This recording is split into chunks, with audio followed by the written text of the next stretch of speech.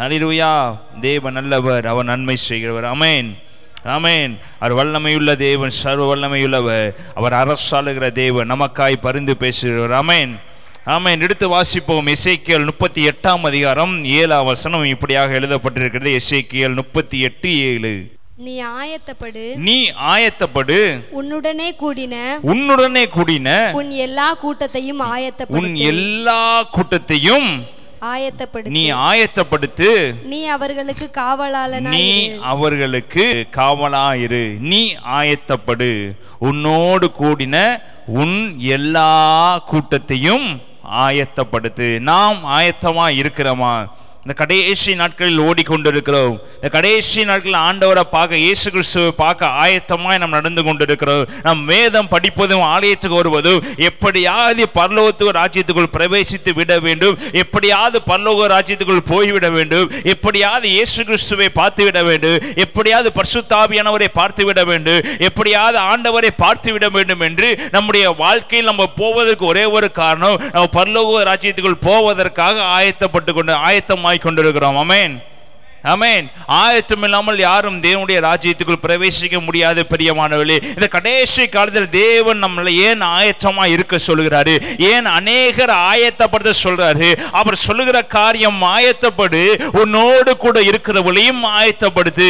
நீ மாத்திரம் ஆயத்தப்படுவது தேவனுக்கு பிரியமில்லை. பிரியமானவர்களே, உங்க கூட இருக்கிற அநேக ஜனங்களை ஆயத்தப்படுத்த வேண்டும் என்று தேவன் விரும்புகிறார். உங்களோடு கூட அநேக ஜனங்கள் பரலோகத்துக்கு வர வேண்டும் என்று தேவன் விரும்புகிறார். உங்களை கொண்டு அநேகரை போஷிக்கும்படியாக, உங்களை கொண்டு இருளில் இருக்கிற ஜனங்களை வெளிச்சத்தில் கொண்டு வரும்படியாக, உங்களை கொண்டு இயேசுவின் அன்பை அநேகருக்கு சொல்லி அவர்களை பரலோகத்துக்கு எடுத்துக்கொள்ளும்படியாக தேவன் வாஞ்சையா இருக்கார். பிரியமானவர்களே, இதற்கு அவர் எதிர்பார்க்கிற காரியம், நீங்கள் முதலாவதாக ஆயத்தப்பட வேண்டும். தேவனுக்கு பிரியமான காரியங்களை நாம் செய்ய வேண்டும். தேவனுக்கு பிரியமானபடி நடக்க வேண்டும். தேவனுக்கு சித்தமானபடி ஓட வேண்டும். நீ ஆயத்தப்படு, உன்னோடு கூட இருக்கிறவங்களை ஆயத்தப்படுத்து. முதலாவதாக நம்ம ஆயத்தமாக இருக்கிறோமா? முதலாவதாக நம்ம தேவனுக்கு பிரியமான காரியங்களை செய்கிறோமா? முதலாவதாக நம்முடைய வாழ்க்கையில் இருக்கிற கசப்புகளை நம்ம எடுத்து போட்டுக்கிறோமா? நம்முடைய வாழ்க்கையில் இருக்கிற துரோகங்களை எடுத்து போட்டுக்கிறோமா? நம்முடைய வாழ்க்கையில் இருக்கிற வேதனைகளை எடுத்து போட்டுக்கிறோமா? நம்முடைய வாழ்க்கையில் இருக்கிற எரிச்சல்களை எடுத்து போட்டுக்கிறோமா? நம்முடைய வாழ்க்கையில் இருக்கிற போராட்டங்களை எடுத்து போட்டுக்கிறோமா? தேவன் சொல்லுகிறாரு, எல்லாவற்றையும் விட்டுவிட்டு, எல்லா காரியங்களையும் விட்டுவிட்டு தேவனுக்கு நேராக ஆயத்தமாங்கள் என்று தேவன் சொல்லுகிறாரு. முதலாவதாக நம்மை நாம் சோதித்து பார்க்க வேண்டும். பிரியமானவர்களே, ஆயத்தப்படு, உன்னோடு கூட இருக்கிறவர்களை சொல்லுங்க. ஃபர்ஸ்ட் நான் ஆயத்தமா இருக்கணும். எத்தனை பேர் சொல்ல முடியும், இன்று இயேசு கிறிஸ்து வந்தானா நான் பரலோகத்துக்கு போயிடுவேன்னு சொல்றவங்க யாராவது சொல்ல முடியுமா? இன்று நைட் நான் தூங்கணும்னா நான் பரலோகத்துக்கு நேராக போயிடுவேன் என்று சொல்ல முடியுமா? இப்பொழுது இந்த நொடி பொழுது தேவன் வந்தா நம்ம பரலோகத்துக்குள்ள போயிடுவோம் என்று சொல்ல முடியுமா? முதலாவதாக நாமே ஆராய வேண்டும். பிரியமானவர்களே, தேவன் சொல்லுவது, நம்ம அநேகருக்கு சுவிசேஷத்தை சொல்லுகிறோம், அநேகருக்கு இயேசுவின் வார்த்தையை சொல்லுகிறோம், அநேகருக்கு இயேசு நல்லவன் சொல்றோம். அதை முதலாவது நாம் ருசித்து பார்த்திருக்கிறோமா? அதை முதலாவதாக நாம் ஏற்றுக்கொண்டிருக்கிறோம். அது முதலாவதாக நம்முடைய வாழ்க்கையில் நடந்து கொண்டிருக்கிறதா? முதலாவதாக நாமளே சோதித்து பார்க்க வேண்டும். பிரியமானவர்களே, நான் ஆயத்தமா இருக்கிறேனா? நான் தேவனுக்கு பிரியமா இருக்கிறேனா? அதபடி நடக்க ஆரம்பிச்சீங்கன்னா உங்களை கொண்டு கர்த்தர் அநேகர் ஆயத்தப்படும்படியாக உங்களுக்கு கிருபைகளையும் வரங்களையும் கொடுத்து உங்களை ஆசீர்வதிக்கிறவங்க நன்றி சொல்லுதோமா? நாமளே ஆராய்ந்து பார்க்க வேண்டும். ஆயத்தப்படு, உன்னோடு கூட இருக்கிற ஜனங்களை ஆயத்தப்படுத்து. நீ அவர்களுக்கு எப்படி இருக்கணுமா? ஜெபம் என்கிற காவல் நம்ம என்ன பண்ணணும்? அவங்களுக்காக வைத்து கொண்டே இருக்கணும். ஆமென். ஒவ்வொரு ஊழியக்காரர்களும் இரவும் பகலும் சபைக்கு வர ஒவ்வொரு பிள்ளைகளுக்காக என்ன பண்ணி கொண்டிருக்கிறாங்க? ஜெபம் பண்ணி கொண்டிருக்கிறாங்க. ஒவ்வொரு சபை விசுவாசிகளுக்காக உத்தரவாதம் செலுத்தி கொண்டிருக்கிறாங்க. ஒவ்வொருக்காக என்ன பண்ணிக்கிறாங்க? அதிகாலையில் ஜெபம் பண்ணி கொண்டிருக்கிறாங்க. நீங்களும் நானும் யார் யாருக்காக ஜெபம் பண்ணி கொண்டிருக்கிறோம்? நீங்கள் ஆயத்தமா இருக்கிறீர்களே? நீங்கள் எந்தெந்த ஜனங்களுக்காக நீ ஜெபம் பண்ணி கொண்டிருக்கிறீங்க? எந்தெந்த ஜனங்கள் இருளில் போகாதபடி நீங்க ஜெபம் பண்ணி கொண்டிருக்கிறீங்க? எத்தனையோ பேர் குடிக்காமல் இருக்கும்படி எத்தனை பேர் ஜெபம் பண்ணி கொண்டிருக்கிறீங்க? உங்க வாழ்க்கையில எத்தனை பேருக்காக நீங்க பாரமா இருக்கிறீங்க? உங்க குடும்பத்துக்காக ஒரு பாரமா இருக்கிறீங்க இல்லை என்று சொல்லவில்லை. ஜனங்களுக்கான பாரம் நமக்குள்ள இருக்கிறதா? பிரியமானவர்களே, ஆயத்தம் என்றால் இயேசுவை போல சிந்திக்க வேண்டும். ஆயத்தம் என்றால் இயேசு கிறிஸ்து இந்த ஜனங்களுக்காக என்னென்ன காரியங்களை செய்தாரோ, இயேசு கிறிஸ்து ஜனங்களுக்காக எதெல்லாம் விட்டு சென்றாரோ, இயேசு கிறிஸ்து ஜனங்களுக்காக எவ்வளவு வாரினால் அடிபட்டாரோ, எந்தெந்த காரியங்களை இயேசு கிறிஸ்து நமக்காக செய்தாரோ, அந்த குணங்களில் சில குணங்களை தேவன் நம்மிடத்தில் எதிர்பார்க்கிறவர்கள். ஹல்லேலூயா, ஹல்லேலூயா. ஹல்லேலூயா. என்னை விசுவாசிக்கிறவன் என்னை காட்டிலும் பெரிய காரியங்களை செய்கிறார். என்னை விசுவாசிக்கிறவன் அவரை போல மாறுகிறவன் மாத்திரம்தான் அவரை போல காரியங்களை செய்ய முடியும். இயேசுவை போல சகிப்புத்தன்மை நம்முடைய வாழ்க்கையில் இருக்குதா? இயேசுவை போல பொறுமை நம்முடைய வாழ்க்கையில் இருக்குதா? இயேசுவை போல நடக்கிற காரியங்கள் நம்முடைய வாழ்க்கையில் இருக்குதா? இயேசு எங்க போனாரு, நடந்தே சென்றாரு. எவ்வளவோ ஜனங்கள் பின்பற்றி வந்தாலும் அவர் அவர்களுக்காக டைம் செலவழிக்கிறவர் இருந்தாரு. அவருடைய குணநலங்களை பாதுகாக்கிறவர் இருந்தாரு. எத்தனையோ பேர் வேதனையில் வந்தவர்களையும், எத்தனையோ பேர் வியாதிகள் வந்தவர்களையும், எத்தனையோ பேர் குருட்டுத்தனமே வந்தவர்களையும், எத்தனையோ பேர் எரிச்சலாய் வந்தவர்களையும் அவர் பொறுமையோடு ஒவ்வொரு கூட இருந்து அற்புதங்களை செய்து அவர் கடந்து சென்றார். பிரியமானவர்களே, எனக்கு மதியம் ஆயிருச்சு, காலையில் ஆயிருச்சு, இரவு ஆயிருச்சு, நான் சாப்பிட போக வேண்டும் என்று தேவன் எந்த இடத்திலும் பிரிந்து சொல்லவில்லை. எவ்வளவு நேரம் ஆனாலும் ஜனங்களுக்காக ரட்சிக்கப்பட வேண்டும், ஜனங்களுடைய பாவங்கள் கழுவப்பட வேண்டும், ஜனங்களுடைய பொல்லாத காரியங்கள்லாம் மாற்றப்பட வேண்டும், ஜனங்கள் தேவனை நோக்கி பார்க்க வேண்டும் என்பதற்காக அவர் இரவும் பகலும் ஜனங்களுக்கு நேராக ஓடிக்கொண்டிருந்தார். பிரியமானவர்களே, சுற்றி இருக்கிறவர்கள் மத்தியில் அற்புதங்களை செய்து கொண்டே இருந்தார். ஹல்லேலூயா, ஹல்லேலூயா. அவர் எப்பொழுதும் இந்த தேவனை சந்திக்க ஆயத்தமாகவே இருந்தார். பிதாவாகிய தேவன் சொன்ன காரியங்களை நிறைவேற்றுகிறவராக இயேசு கிறிஸ்து பூமியில சுற்றி கொண்டிருந்தார். ஹல்லேலூயா, ஹல்லேலூயா. பிதாவாகிய இயேசு கிறிஸ்து இப்படி செய்ய வேண்டும். ஏனென்றால் அவர் பிதாவாகிய தேவன், அவர் இயேசு கிறிஸ்து, அவர் தான் இரட்சகர், அவர் இப்படி செய்யலாம். ஆனா யோவான் சொன்னான் இப்படி செய்ய வேண்டிய அவசியம் இல்லை. அவர் நம்மை போல ஒரு சாதாரணமான மனிதன் யோவான் சொன்னாங்க. ஆனா அந்த யோவான் சும்மா இருக்கல. பிரியமானவர்களே, யோவான் ஒவ்வொருவரையும் பார்த்து இயேசுடைய வருகைக்கு ஆயத்தமார்கள், எனக்கு பின்னாக ஒருவர் வருகிறார், அவர் அற்புதங்களை செய்கிறவர், அவரை நோக்கி பார்க்க ஆயத்தமா இருங்கள் என்று சொல்லி யோவான் தன் ஜீவனையும் பணைய வைத்து இருக்கிற எல்லாருக்கும் என்ன சொல்லிக் கொண்டிருந்தார்? சுவிசேஷத்தை சொல்லிக் கொண்டிருந்தார். ஒரே ஒரு சுவிசேஷம், யோவானுடைய சுவிசேஷம் என்னது? ஜனங்களே ஆயத்தமா இருங்கள். எடுத்து வாசிப்போம் அந்த வசனத்தை. மத்தேயு 3ஆம் அதிகாரம் 1ஆம் வசனத்திலிருந்து 3ஆம் வசனம் வரையும் யோவான் எப்படி சுவிசேஷம் சொன்னார் என்று வாசிப்போம். அந்நாட்களில் யோவான் ஸ்நானகன் யூதேயாவின் வனாந்திரத்தில் வந்து மனம் திரும்புங்கள், பரலோக ராஜ்யம் சமீபித்திருக்கிறது என்று பிரசங்கம் பண்ணினான். கர்த்தருக்கு வழியை ஆயத்தப்படுத்துங்கள், அவருக்கு பாதைகளை செவ்வை பண்ணுங்கள் என்று வனாந்திரத்திலே கூப்பிடுகிறவனுடைய சத்தம் உண்டென்று ஏசாயா தீர்க்கதரிசியினால் சொல்லப்பட்டவன் இவனே. யோவான் யாருங்க? கடவுளா? யோவான் யாருங்க? இயேசு கிறிஸ்துவா? யோவான் யாருங்க? ஆண்டவரா? இல்ல, அவர் நம்மை போல ஒரு சாதாரணமான மனிதன். ஆனா இயேசுவின் மேலாக, பிதாவின் தேவன் மேலாக ஒரு பற்றுதல் இருந்தது. அவனுக்கு தன்னுடைய உயிரே போனாலும் பரவாயில்லை. யோவான் தன்னுடைய வைராக்கியம் எப்படிப்பட்டதா இருந்து, தன் உயிரே போனாலும் பரவாயில்லை, ஆனா சொல்லப்பட வேண்டிய வார்த்தைகளை தன் ஜனங்களுக்கு சொல்லியே ஆக வேண்டும் என்ற வைராக்கியம் யாருக்கு இருந்துச்சுங்க? யோவானுக்கு இருந்துச்சு. எழுதப்பட்டிருக்க வசனம், கர்த்தருக்கு வழியை ஆயத்தப்படுத்துங்கள், அவருக்கு பாதையை செவ்வை பண்ணுங்கள் என்று வனாந்திரத்திலே கூப்பிடுகிற ஒரு சத்தம் உண்டாயிற்று. 2ஆம் வசனம், மனம் திரும்புங்கள், பரலோக ராஜ்யம் சமீபமாய் இருக்கிறது என்று பிரசங்கம் பண்ணினான். யோவானுடைய பிரசங்கம் எல்லாமே எப்படிப்பட்டதா இருந்தது? மனம் திரும்புங்கள். யோவானுடைய செய்கைகள் எல்லாம் எப்படிப்பட்டதா இருந்தது? ஜனங்களை பார்த்து மனம் திரும்புங்கள், பார்க்கிறவங்களை பார்த்து சொல்லுகிற காரியம் மனம் திரும்புங்கள். தான் ஆயத்தப்பட்டிருக்கிற சூழ்நிலையில அவன் செய்கிற காரியங்கள் வனாந்தரத்தில் நடந்து கொண்டு ஜனங்களை யாரெல்லாம் பார்க்கிறாரு, யாரெல்லாம் பேசுகிறாரு, யாரெல்லாம் கூட இருந்து சாப்பிடுகிறாரு, எல்லார்ட்டையும் யோவான் சொன்ன ஒரே ஒரு வார்த்தை, என்ன வார்த்தை? மனம் திரும்புங்கள். அப்படி அவருடைய இருதயம் எப்படியா ஏவப்பட்டிருக்கும் என்று நினைத்து பாருங்க. அவருடைய இருதயம் எப்படி பாரத்தினால் கவப்பட்டிருக்கும் யோசித்து பாருங்க. அவருடைய இருதயம் எப்பொழுதுமே எப்படி இருந்ததுன்னா, ஜனங்கள் எப்படியாவது தேவனுக்கு நேராக மாற்றப்பட வேண்டும், ஜனங்கள் எப்படியாவது பரலோக ராஜ்யத்துக்குள்ள போய்விட வேண்டும், ஜனங்கள் எப்படியாவது இயேசு கிறிஸ்துவை ஏற்றுக்கொண்டு ஆக வேண்டும் என்று ஒவ்வொரு நாள், ஒவ்வொரு தினம், ஒவ்வொரு செகண்ட் வனாந்தரத்துக்கு நேராக ஓடிக்கொண்டு இருக்கிற எல்லா ஜனங்களையும் பார்த்து நல்லவங்க கெட்டவங்க உங்களை சொல்லணும், உங்களை சொல்லக்கூடாது என்று பாராமல் எல்லாரையும் பார்த்து ஒரே ஒரு வார்த்தை, மனம் திரும்புங்கள், பரலோக ராஜ்யம் சமீபமாக இருக்கிறது. அவர் 2000 வருஷத்துக்கு முன்பதாக மனம் திரும்புங்கள், பரலோக ராஜ்யம் சமீபமாக இருக்கிறது என்று சொல்லிட்டாரு. நம்ம 2000 வருஷம் கடந்துட்டோம், இன்றும் சகத்தை சொல்றாரு பரலோக ராஜ்யம் சமீபமாக இருக்குது. இன்னும் மனம் திரும்பாத காரியம் நம்முடைய வாழ்க்கையில எவ்வளவோ இருக்குது பிரியமானவர்களே. இன்னும் தேவனுக்கு விரோதமான காரியம் நம்முடைய வாழ்க்கையில எவ்வளவோ இருக்கு பிரியமானவர்களே. தேவனுக்கு பிடிக்காத காரியம் நம்முடைய வாழ்க்கையில எவ்வளவோ இருக்குது. நீங்க அதை சரி பண்ணணும் என்று நினைக்கிறீங்க, ஆனா சரி பண்ண முடியாத அளவுக்கு மாம்சம் நம்மை மேற்கொண்டு இருக்கிறது பிரியமானவர்களே. ஆவியான விரோதமாக நம்மளோடு கூட இருக்கிறாரு. ஆவி மாம்சத்துக்கு விரோதமாக, மாம்சம் ஆவிக்கு விரோதமாக யுத்தம் செய்கிறது.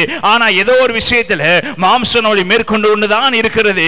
இன்று அறிக்கையிடுங்க, ஆவியானவர் தாமே கொடியேற்ற வேண்டும். அவர் ஆவியோட விருப்பம் எப்படிப்பட்டதா இருக்கும்னா, மனம் திரும்புங்கள், பரலோக ராஜ்யம் சமீபமாக இருக்கிறது. நீங்க அநேகரை பார்த்து சொல்லுவீங்க, இரண்டாம் வருகை வரப்போகிறது, இயேசு ஒருத்தர் வரப்போறாரு, அவர் இரண்டாம் வருகையில வரும்போது நம்ம பரலோகத்துக்கு போக வேண்டும், நம்ம பரலோகத்துக்குள்ள எடுத்துக்கொள்ளப்பட வேண்டும், நம்ம நரகத்துக்குள்ள போயிடக்கூடாது என்று நம்ம அநேகருக்கு சுவிசேஷம் சொல்லுகிறோம். ஒரு விஷயம் திரும்பி நம்மளை நோக்கி பாருங்க, பரலோக ராஜ்யம் சமீபமா இருக்கிறது, நாம ரெடியா இருக்கிறோமா? பரலோக ராஜ்யம் அருகில் இருக்கிறது, நாம ரெடியா இருக்கிறோமா?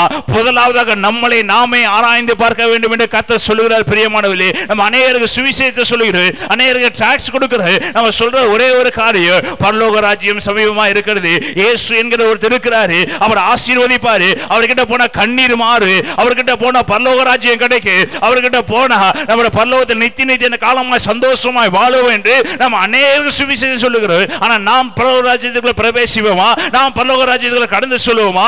நாம் அதற்கு ஆயத்தமா இருக்கிறோமா? வாயை திறந்து நம்ம சொல்லுகிற காரியம்லாம் சொல்லிவிடுகிறோம். ஆனா முதலாவதாக யோசிச்சு பாருங்க, நான் ஆயத்தமா இருக்கிறேனா? நான் ஆயத்தமா இருந்தா தான் அநேகர் என்ன பண்ண முடியும்? ஆயத்தப்படுத்த முடியும். ஹல்லேலூயா, ஹல்லேலூயா. தேவனை தான் விரும்புகிறார். பிரியமானவர்களே, யோவான் ஏன் தைரியமா பேசுகிறார்னா, அவரோடு இருந்தவர் யாருங்க? பரிசுத்த ஆவியானவர். எல்லாத்துக்கும் ரெடியா இருந்தாரு. மரணமே ஆனாலும் ஜீவனே ஆனாலும் நான் சுவிசேஷத்தை சொல்லிவிட்டு தானே சாகணும். நான் ரெடியா இருக்கேன். இப்ப செத்தாலும் நான் பரலோகத்துக்குள்ள போயிருவேன். அதனால நான் போய் அநேகருக்கு சொல்லுவேன் என்று சொல்லி தைரியத்தோடு போய் யோவான் சொல்ற. யோவான் எரிந்து பிரகாசிக்கிற விளக்காக இருந்தான். ஆமென். எப்படி இருந்தாரா? எரிந்து பிரகாசிக்கிற. அப்ப எரிந்து பிரகாசிக்கிற விளக்கு எப்படிப்பட்டதா இருந்துச்சுன்னா, 24 மணி நேரம் கர்த்தருக்கு நேராக ஆயத்தப்பட்டதா இருந்துச்சு. அந்த ஆயத்தம் இருந்தனால தாங்க இயேசு கிறிஸ்துவே வந்து யோவான் ஞானஸ்நானம் எடுக்கும்படியாக, இயேசுவுக்கு மேலாக யோவான் ஸ்நானம் கர்த்தர் என்ன பண்ணியிருந்தாரு? வச்சிருந்தாரு, ஆயத்தப்படுத்தி வச்சிருந்தாரு. யோவான் ஸ்நானம் யாருக்கு ஞானஸ்நானம் கொடுக்கும்படி ஆயத்தப்படுத்தி வச்சிருந்தாரு? இயேசுவுக்கு ஞானஸ்நானம் கொடுக்கும்படியாக கர்த்தர் யோவானை ஆயத்தப்படுத்தி வச்சிருந்தாரு. ஆமென், ஆமென். உங்களுக்கு தேவன் பல காரியங்களை ஆயத்தப்படுத்தி வச்சிருக்கிறாரு. நீங்கள் எப்படி போறீங்களோ எனக்கு தெரியாது, ஆனா உங்களுக்கு அவர் பல காரியங்களை ஆயத்தப்படுத்தி வச்சிருக்கிறாரு. ஆனா நீங்கள் தேவனுக்கு நேராக ஆயத்தமா இருக்கிறீங்களா? உங்களுக்கு அவர் எவ்வளவோ காரியங்களை செய்திருக்காரு. எடுத்து வாசிப்போம். யோனா 1ஆம் அதிகாரம் 17ஆம் வசனம். யோனாவை விழுங்கும்படி ஒரு பெரிய மீனை கர்த்தர் ஆயத்தப்படுத்தி இருந்தார். அந்த மீன் வயிற்றிலே யோனா ராப்பகல் 3 நாள் இருந்தான். யாரை விழுங்கும்படி கர்த்தர் மீனை ஆயத்தப்படுத்தி வச்சிருந்தாரு? சொல்லுங்க, யாரை விழுங்கும்படி? யோனா நல்ல செய்தி செய்தவரா? யோனா தேவனுக்கு நேராக ஆயத்தமா இந்த ஓடினவரா? ஜனங்கள் இருளில் போக கூடாது என்பதற்காக கர்த்தர் யோனாவை தெரிந்து கொண்டு அவரை நினிவேக்கு அனுப்புகிறாரு. ஆனா யோனாவோ எங்கே போகிறாரு? தர்சீசுக்கு ஓடி போகிறாரு. தேவன் நம்மளை அழைத்ததுக்கு நோக்கம் நீங்கள் ஆயத்தமா இருக்கும்படியாக, அடுத்து ஜனங்களை ஆயத்தப்படுத்தும்படியாக, ஜனங்களுக்கு நேராக நீங்க சென்று இயேசுடைய வார்த்தையை சொல்லும்படியாக இன்று உங்களை ஆயத்தப்படுத்தி வச்சிருக்கிறாரு. நீங்கள் நினிவேக்கு நேராக போறீங்களா இல்ல தர்சீசுக்கு நேராக போறீங்களா? தேவன் உங்களுக்கு வைக்கப்பட்ட அழைக்கப்பட்டதையும் உங்களை தெரிந்து கொண்டதுக்கு நோக்கத்தை நீங்கள் முதலாக தெரிந்து கொண்டிருக்கிறீங்களா?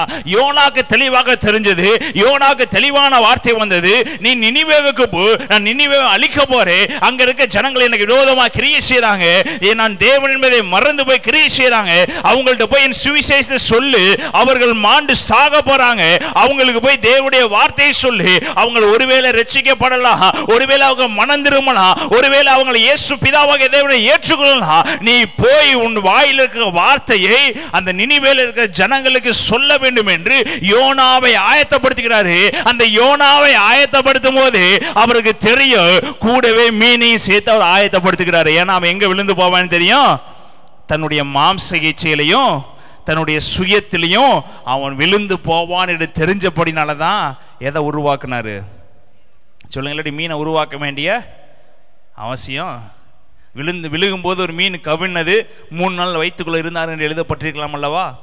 அவர் என்ன பண்ணாரா? இவனுக்குன்னு அளவுக்கு தகுந்த மாதிரி ஒரு மீன் என்ன பண்ணாரா?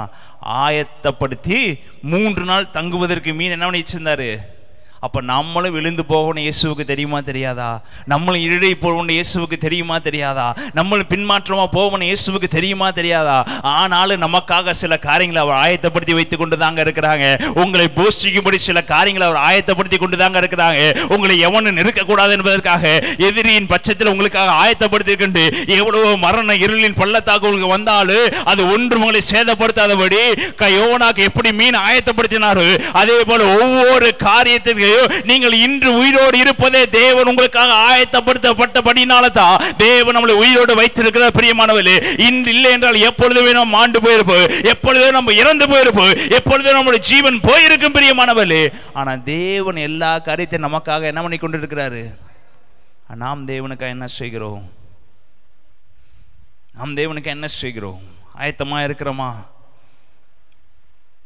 மீனை உருவாக்குறாருங்க. யாரை பாதுகாக்க மீனை உருவாக்குறாரு? ஜலத்தில் இறந்து விடக்கூடாது, இல்லை வேற மீன் அவனை கொண்டு சாப்பிட்டு விடக்கூடாது என்பதற்காக தேவன் நமக்கு சம்பந்தமே இல்லாத ஒரு காரியத்தை கூட உருவாக்கி அவனை அவர் பாதுகாக்கிறவராக இருக்காரு. ஜலத்தில் விழுந்த யாரும் உயிர் தப்ப முடியாது பெரியமானவர்களே. ஆனால் யோனாவை என்ன பண்ணாரு?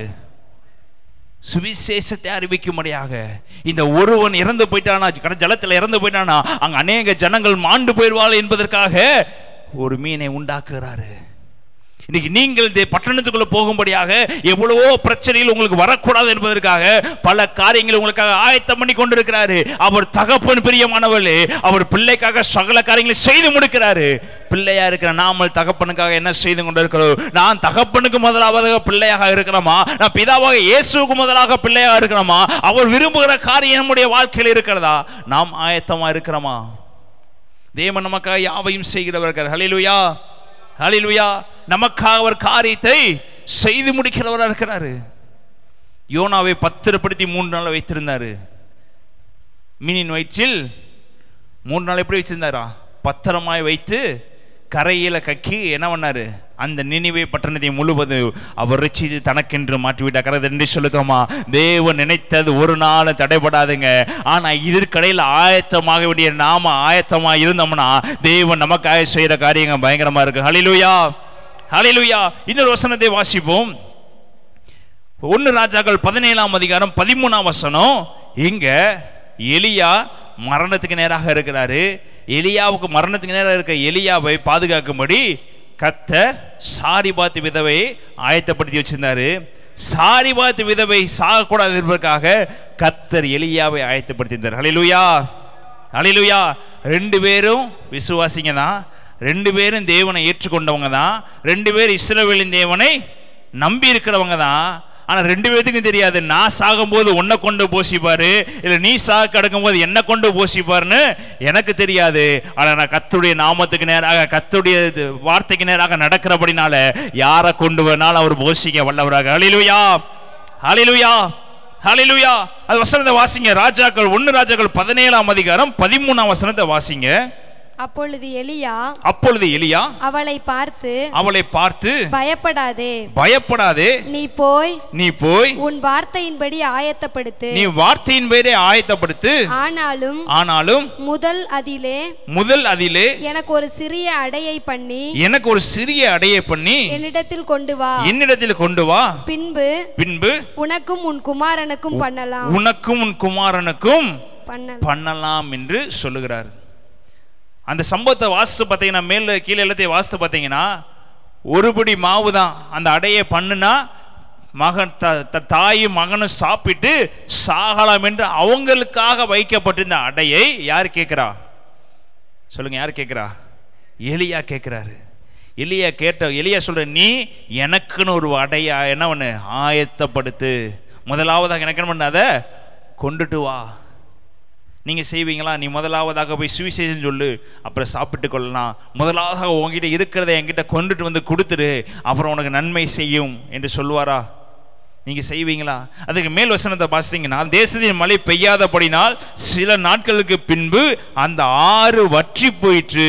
அப்பொழுது கர்த்தருடைய வார்த்தை அவனுக்கு உண்டாயிற்று, நீ எழுந்து சீதோனுக்கு அடுத்த சாரிபாத் ஊருக்கு போய் அங்கே தங்கியிரு, உன்னை பராமரிக்கும்படி அங்கே இருக்கிற ஒரு விதவைக்கு கட்டளையிட்டேன். இவனுடைய நிலைமை எப்படிப்பட்ட நிலைமை? ஆற்றுல தண்ணீர் வற்றி போயிடுச்சு, காகம் கொண்டு வந்துட்டு இருந்துச்சு. இப்போ காகம் என்ன ஒன்றும் இல்லை, கொண்டுட்டு வரல.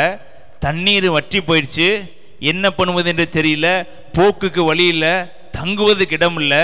ஆனால் கர்த்தர் சொல்லுகிறாரு, நீ சீதோனுக்கு அடுத்த சாரிபாத் விதவை வீட்டுக்கு போ, அங்கே உனக்காக என்ன பண்ணியிருக்கிறேன், உன்னை பராமரிக்கும்படி அங்கே இருக்கிற ஒரு விதவைக்கு கட்டளையிட்டேன் என்றார்.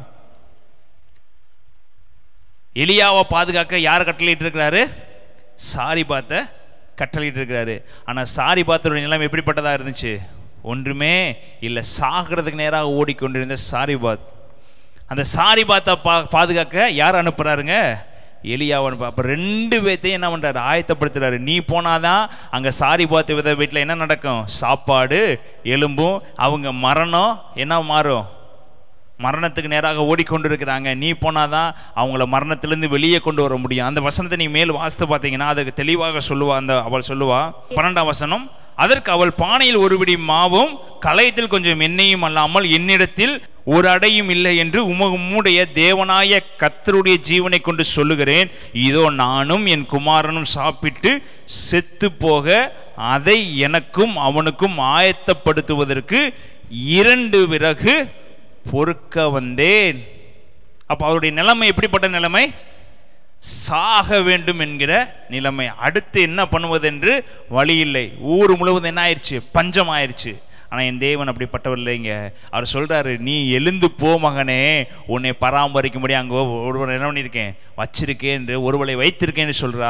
இவன் நினைத்து போகிறான், எலியா நம்மளை பாதுகாக்க முடியும், 3 நேரம் சாப்பாடு போடும்படியாக, 3 நேரம் தண்ணி கொடுக்கும்படியாக, 3 நேரம் நம்மளை வச்சு பாதுகாக்கும்படியாக தேவன் ஒரு பெரிய காரியத்தை செய்துட்டான்னு இவன் சந்தோஷமா ஓடி அங்கே போறா. ஆனால் எலியா போகிற இடம் எப்படிப்பட்டதாக இருந்துச்சு? அவங்க சொல்கிறாங்க, நானே சாகிறதுக்கு நேராக என்ன பண்ணிட்டு இருக்கேன், போயிட்டுருக்கேன், உன்னை வேற நான் பாதுகாக்கணுமா? நானே ஆயத்தம் இல்லாமல் சாக போகிறேன், ஆனால் நீ வந்து சுவிசேஷம் சொல்கிறியான்னு சொல்லி அந்த மகள் என்ன பண்ணலை.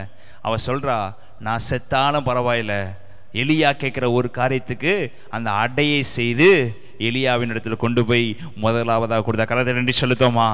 உற்சாகமாக கரங்களை தட்டி. அவளோ சொன்ன உடனே அப்படியே கேட்டா, அடையை எடுத்துட்டு போய் என்ன பண்ணா, கொடுத்தா. ஏன்னா வந்தவர் யாருங்க? தேவனால் ஆயத்தம் பண்ணப்பட்டவர். ஹல்லேலூயா, ஹல்லேலூயா.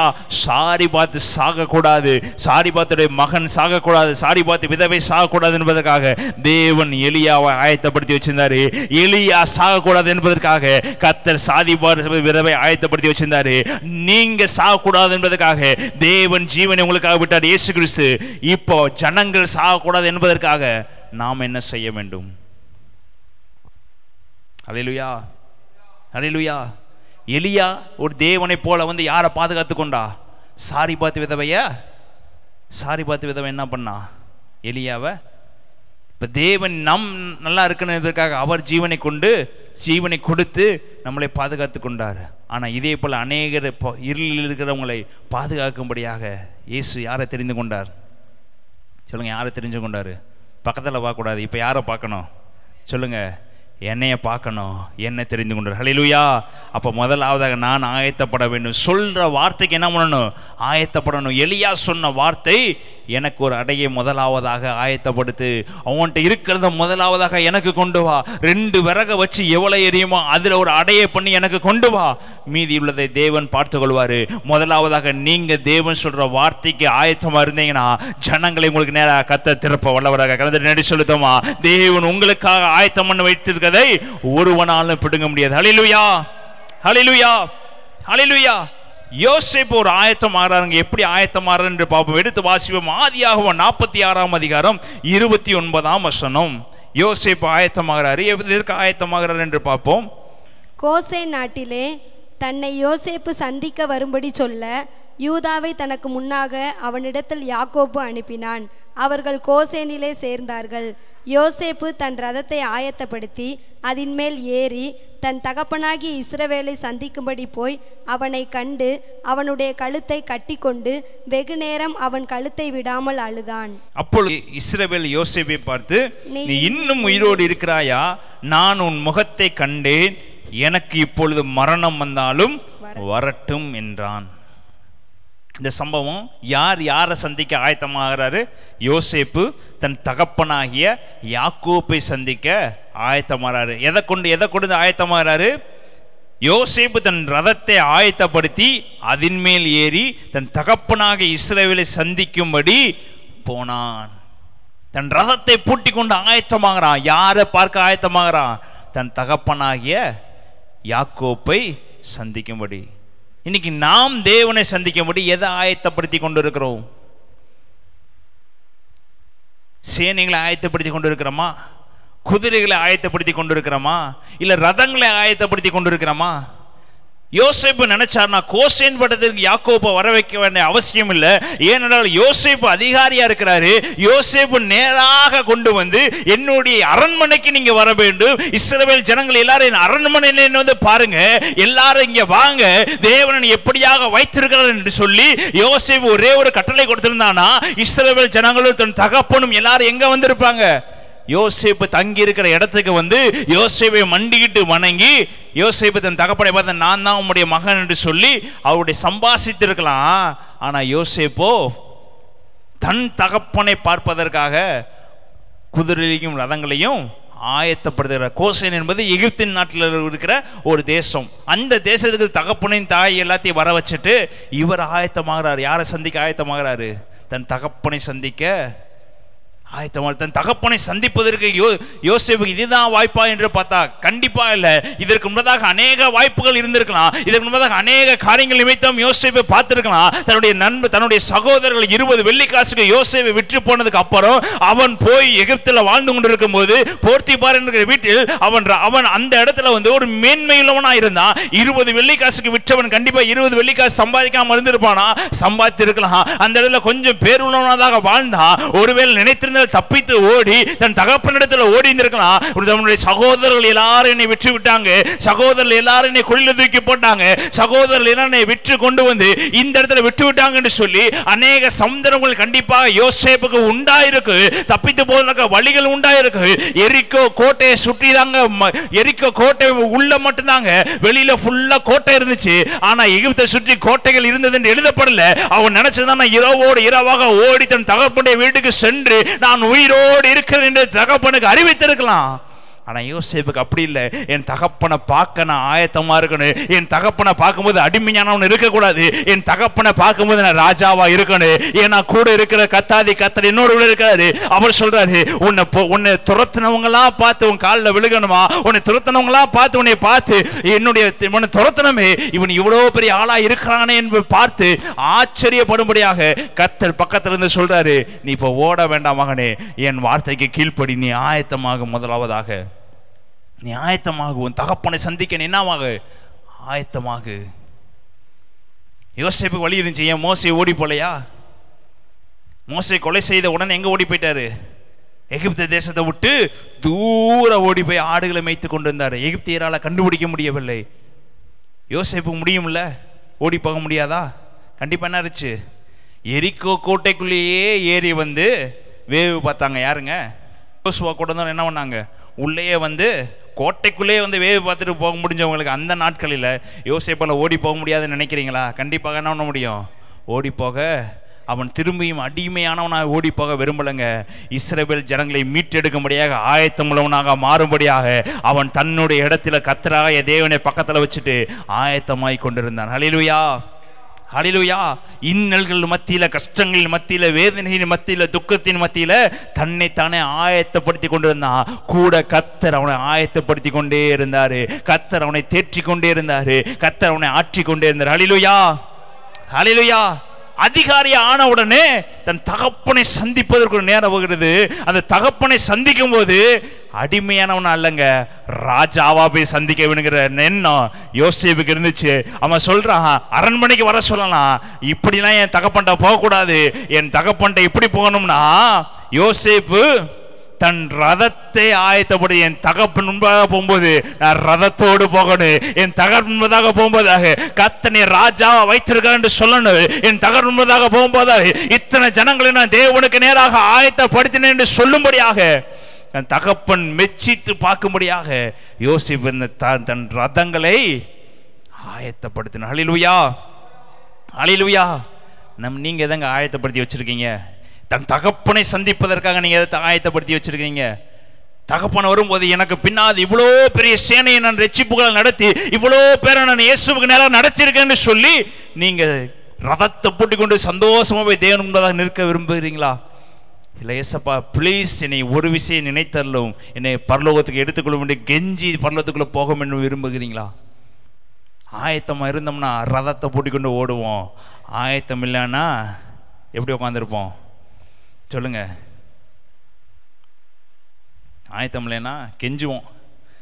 பைபிள் எழுதப்பட்டிருக்கிறது, கடைசி நாட்களில் தேவன் இறங்கி வரும்போது தேவனுடைய முகத்தை பார்க்க முடியாமல் அநேகர் எங்கே போய் ஒளிவாங்களாம்? மலைகள் குன்றுகளுக்கு நடுவில் ஓடி போய் ஒளிந்து கொள்வார்கள், தங்களை ஒளித்துக் கொள்வார் என்று பைபிள் எழுதப்பட்டிருக்கிறது. அப்போ நம்ம போய் ஒளித்துக் கொள்கிறவரா இருப்போமா, இல்லை யோசேப்பு போல ரதத்தை பூட்டுகிறவரா இருப்போமாங்க?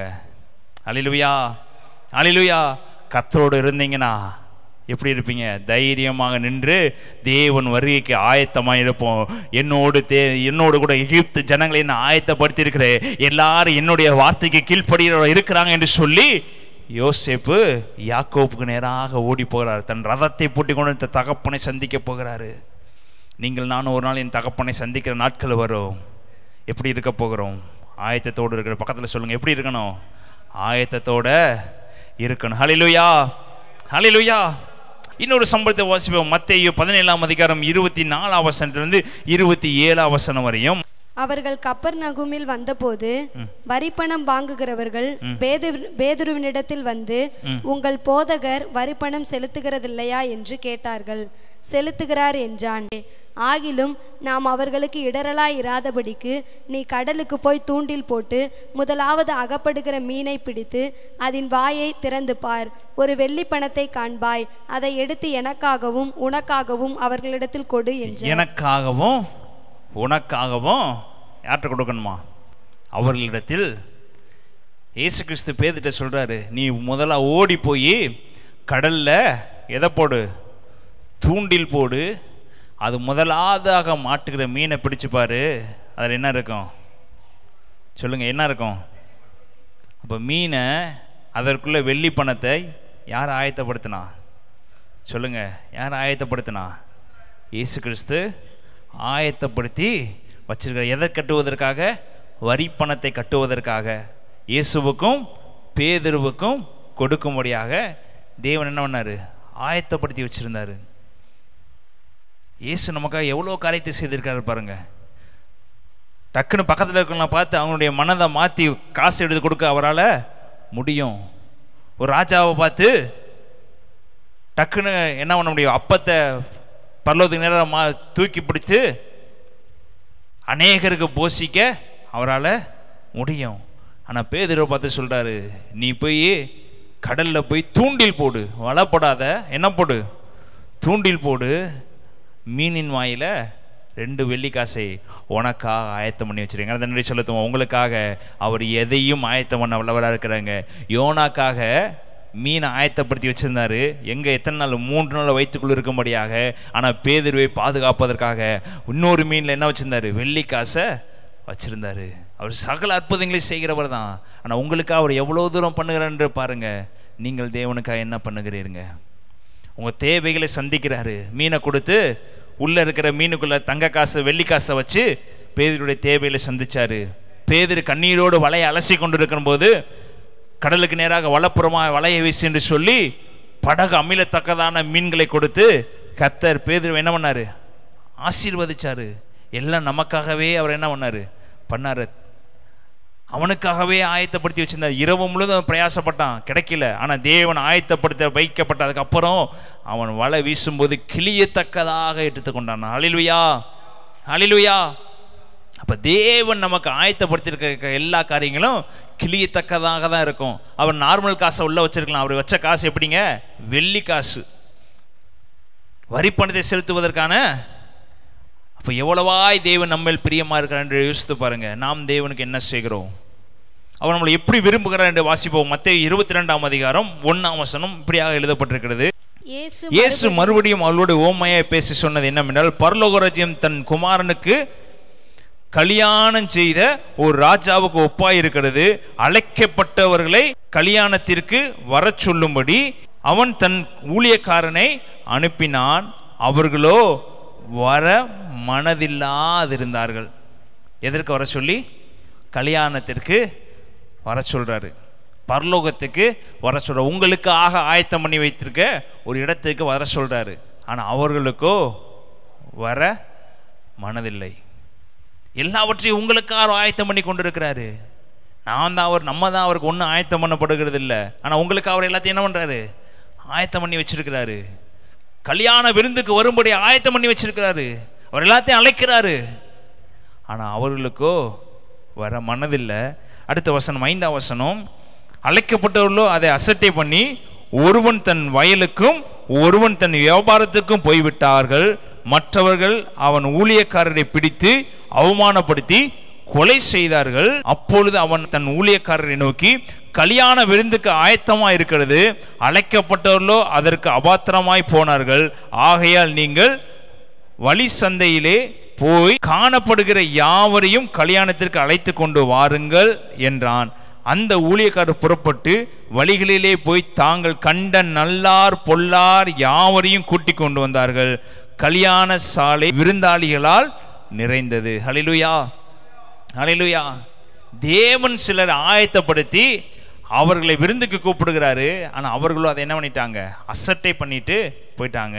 அதற்கப்புறம் சொல்றாரு, நல்லவங்க கெட்டவங்க யாரையும் பார்க்காதப்பா, அவங்களை எங்க அனுபவி, அவங்களுக்காக நான் விருந்து ஆயத்தம் பண்ணி வச்சிருக்கிறேன், அவங்களுக்காக சகலத்தையும் நான் ஆயத்தம் பண்ணி வச்சிருக்கிறேன், அவங்கள விருந்துக்கு கூட்டிட்டு வா என்று சொல்லும்போது அவர் நல்லோர் பொல்லோர் எல்லாரையும் பார்த்து என்ன பண்றாங்க? அந்த ஊழியக்காரர் கூப்பிடுறாரு.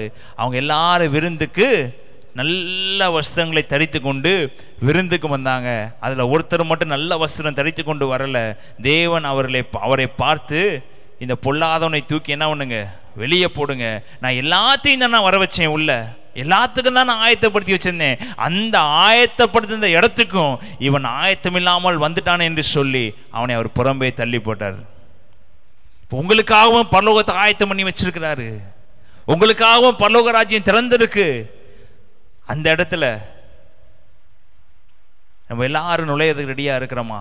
நம்ம ஆயத்தமா இருக்கிறோமா? தேவன் சொன்ன வார்த்தை, நம்ம ஆயத்தமா இருக்கிறோமா?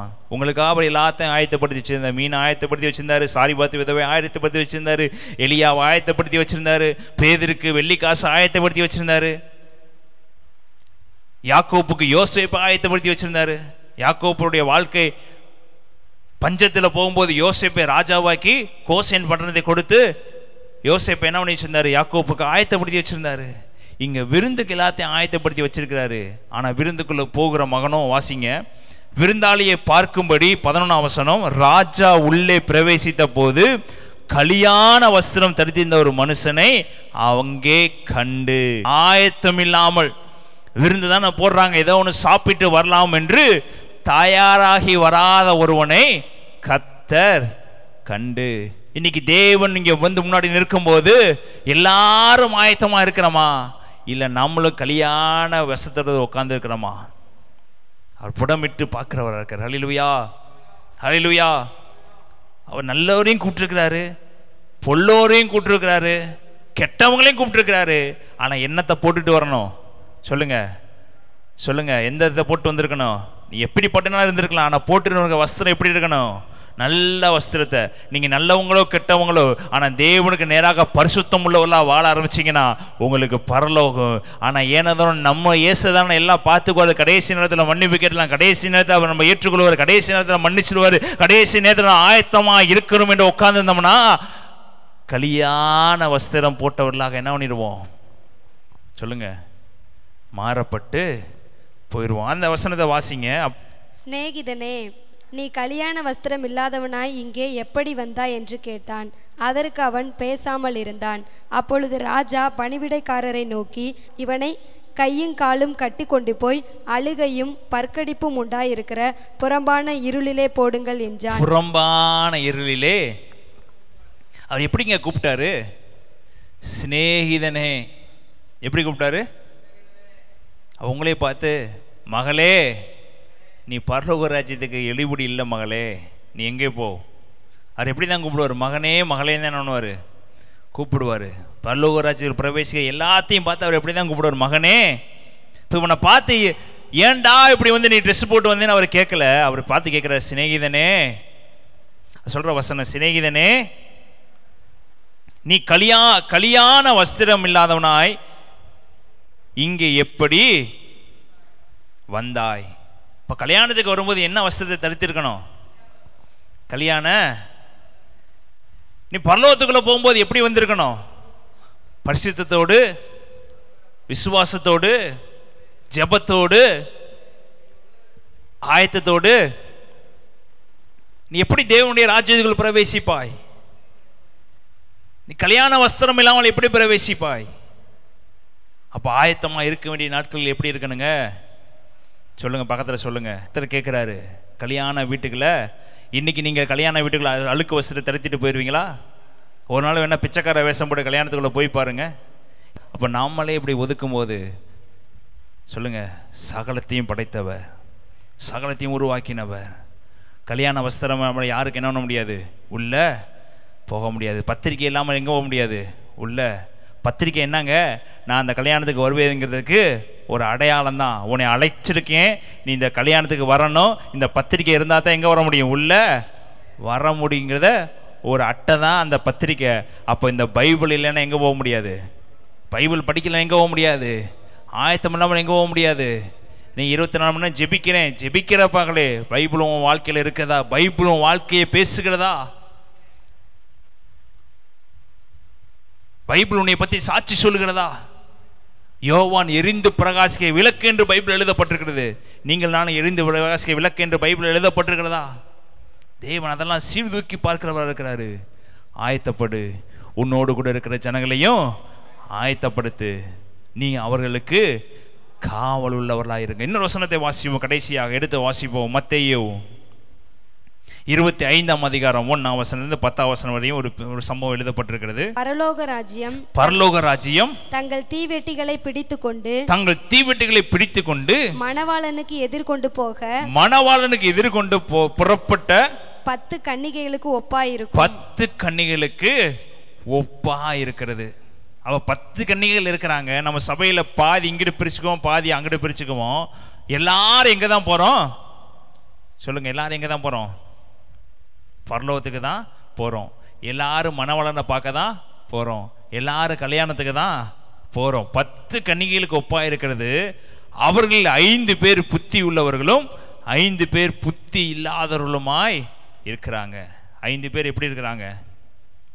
5 பேர் புத்தி இல்லாதவர்கள். புத்தி இல்லாதவர்கள் தங்கள் தீவெட்டிகளை எடுத்து கொண்டு போனார்கள், என்னையோ கூட கொண்டு போகவில்லை. புத்தியுள்ளவர்கள் தங்கள் தீவெட்டிகளோடு கூட தங்கள் பாத்திரங்களில் எண்ணெயும் கொண்டு போனார்கள். இப்ப புத்தி இல்லாதவர்கள் விசுவாசம் வைத்திருந்தார்கள், ஜெபம் பண்ணி கொண்டிருந்தாங்க, தேவனுடைய சமூகத்தில் உட்கார்ந்து இருந்தாங்க, தேவனுடைய சமூகத்தில் பைபிள் படிச்சுட்டு இருந்தாங்க. ஆனா தேவனுடைய நற்கனியோ அவர்களுக்குள் இல்லை. ஆனா புத்தியுள்ளவர்களுக்கு சகலமும் இருந்தது. எண்ணெயும் வச்சிருந்தாங்க, விளக்கும் வச்சிருந்தாங்க. தேவன் சொன்ன வார்த்தையின்படி உண்மையாய் நடக்கிறவர்களா இருந்தாங்க. தேவனுடைய வார்த்தையை விட்டு வழி விலகாதவர்களா இருந்தாங்க. தேவன் சொன்ன காரியத்தை அப்படியே செய்கிறவர்களா இருந்தாங்க. தேவன் விரும்புகிற காரியத்தை அப்படியே இந்த பூமியில் நிறைவேற்றுகிறவர்களா இருந்தாங்க. ஆனா புத்தி இல்லாதவர்களும் இருந்தாங்க. எப்படி இருந்தாங்க? அவங்களுக்கும் பைபிள் இருந்துச்சு, அவங்களுக்கும் தீவெட்டி இருந்துச்சு, அவங்களுக்கும் எண்ணெய் இருந்துச்சு, அவங்க எல்லாம் இருந்துச்சு. என்ன கொண்டு போக மறந்துட்டாங்க? தீவெட்டியை மாத்திரம் எண்ணெய் எக்ஸ்ட்ரா என்ன பண்ணாம விட்டாங்க, கொண்டுட்டு போகாம. இவங்க எண்ணெய் எக்ஸ்ட்ரா கொண்டு போயிருந்தாங்க. தேவன் சொல்ற காரியங்கள்லாம் கடைபிடிச்சபடினால, ஆயத்தமா இருந்தபடினால, எப்படி இருந்தபடினால, ஆயத்தமா இருந்தபடி சகலத்தையும் தூக்கிட்டு போனாங்க. அவங்க ஆயத்தம் இல்லாதனால எதை விட்டுட்டு போயிட்டாங்க? எண்ணெயை கொஞ்சம் ஊத்திட்டு போனா போதும், அது எரியறதுக்குள்ள அவர் என்ன பண்ணிடுவாரு? வந்துடுவாரு. நம்ம இவ்வளவு ஜெபம் பண்ணது போதும், இவ்வளவு வேத வாசித்தது போதும், இவ்வளவு நடந்துகிட்டது போதும், ஏதோ முடிஞ்ச அளவு பரிசுத்தமா இருந்தது போதும், இறக்கத்துல அவர் என்ன பண்ணிட்டு போயிடுவாரு? தூக்கிட்டு போயிடுவாருன்னு ஒரு கூட்டம் போய் கொண்டு இருக்கிறது. இப்போ அவர் எப்படி இருக்கிறாரு? வழக்கறிஞரா இருக்கிறாரு. ஆனா ஜட்ஜா மாறும்போது தீர்ப்பு மாத்திரம் தான் வரும். அப்போ என்ன பண்ண மாட்டாரு? வழக்காட மாட்டாரு, ஜட்ஜ்மெண்ட் தான் பண்ணுவாருங்க. இப்போ நம்ம வழக்காடுகள் இருக்கிற அப்படின்னால கொஞ்சம் எண்ணெயை வச்சு ஓடிக்கொண்டு இருக்கிறோம். ஆனால் அவர் ஜட்ஜ்மெண்ட்ல வரும்போது நம்ம என்ன பண்ண முடியாது? கொஞ்சம் விளக்க வச்சு, கொஞ்சம் எண்ணெயை வச்சு அவரை பார்க்க முடியாது. நம்ம ஆயத்தமாக வேண்டும். மணவாளன் வருகிற நேரமாகும் போது இந்த 5 ஸ்திரீகளுடைய எண்ணெய் குறைந்து போகவும் சுற்றி பக்கத்தில் இருக்கிற 5 புத்தியில் உள்ள ஸ்திரீகளை பார்த்து இந்த புத்தி இல்லாதவர்கள் கேட்குறாங்க, எனக்கு கொஞ்சம் எண்ணெயை கொடுங்க என்று கேட்கும்போது புத்தி உள்ளவர்கள் சொல்லிட்டாங்க, நீங்கள் தான் புத்தி இல்லாமல் நடந்துட்டீங்க, நீங்கள் போய் எண்ணெயை சேர்த்து கெடுக்க வேண்டாம், நான் உங்களுக்கு பாதி கொடுத்தேன்னா மணவாளன் வர்றதுக்குள்ள என்ன ஆயிரும், 2 பேத்துக்கும் 10 பேரும் என்ன பண்ணிடுவோம், மணவாளனை பார்க்க முடியாமல் போயிடும், நீங்கள் விற்கிற இடத்துல போய் வாங்கிட்டு வாங்கன்னு சொல்லிட்டு 5 பேர்த்தை ஞானமாக இந்த 5 ஸ்திரீகள் என்ன பண்ணிட்டாங்க, அனுப்பி வச்சுட்டாங்க. அவங்க போய் எண்ணெயை வாங்கிட்டு வருவதற்குள்ள மணவாளன் வந்து புத்தி உள்ளவர்களை எடுத்து கொண்டு போய்விட்டாருங்க. ஆயத்தமாக இருக்கிறவங்க பரலோக ராஜ்யத்துக்குள் பிரவேசித்தாங்க, ஆயத்தமாக இருக்கிறவங்க மணவனுடைய விருந்துக்குள் பிரவேசித்தாங்க, ஆயத்தமாக இருந்தவங்க பரலோக தேவனுக்குள் பார்த்து சந்தோஷமாக மணவாளனை பிடித்து கொண்டாங்க. ஆனால் ஆயத்தம் இல்லாதவர்களோ அதை இழந்து போனாங்க. என்னை பக்கத்தில் சொல்லுங்கள், என்னை பார்த்து சொல்லுங்கள், இல்லை உங்களுக்குள்ளே சொல்லுங்கள், நான் ஆயத்தமாக இருக்கிறேனா, நான் ஆயத்தமாக இருக்கிறேனா. யோசேப்பு தகப்பனை பார்க்க ஆயத்தமாக இருந்தார், யோனாவை ஆயத்தப்படுத்தி வச்சிருந்தாரு, பேதுருக்காக வெள்ளிக்காசு ஆயத்தப்படுத்தி வச்சிருந்தாரு, சாரிபாத்துக்காக ஒரு எலியாவை ஆயத்தப்படுத்தி வச்சிருந்தாரு, எலியாக்காக ஒரு சாரிபாத்தை ஆயத்தப்படுத்தி வச்சிருந்தாரு. ஆனால் நீங்கள் யாரை ஆயத்தப்படுத்தி வச்சிருக்கிறீங்க? தேவனை சந்திக்க நீங்கள் ஆயத்தமாக இருக்கிறீங்களா? எல்லாரும் அப்படியே கண்களை மூடி இந்த நல்ல வேலை, ஏசப்பா என்னை ஆயத்தப்படுத்துற ராஜா, நான் ஆயத்தமாக இருக்கிறேன், நான் சோதித்து பார்க்கிறேன் ராஜா, என்னோடு கூட நான் அநேகரை ஆயத்தப்படுத்த நான் ரெடியாக இருக்கிறேன், என்னை கொண்டு பயன்படுத்துங்க, என்னை நடத்துங்க, என்னை கொண்டுட்டு வாங்க. எனக்காக அவர் ரத்தம் சிந்திருக்கிறாரு, உங்களுக்காக அவர் ரத்தம் சிந்திருக்கிறாரு, உங்களை பாவங்களை எல்லாவற்றையும் கழுவி இருக்கிறாரு. இந்த ஒரு விஷயம் என்னை பரிசுத்தமாக்குங்க ராஜா. ஒருவேளை ஆயத்தம் இல்லாமல் இருந்திருந்தேனா என்னை முழுவதுமாக என்னை ஆயத்தப்படுத்துவீராக, முழுவதும் என்னை ரட்சிப்பீராக, முழுவதும் என்னை மாற்றுவீராக என்று செபிக்கிறேன் ராஜா. இந்த பார்க்கிற கேட்கிற யாவரையும் ஆசீர்வதிங்க. எல்லா துதிகளையும் செலுத்துகிறோம். நீர் மையப்படும் இயேசுவின் நாமத்தில் ஜெபிக்க நல்ல பிதாவே, ஆமென்.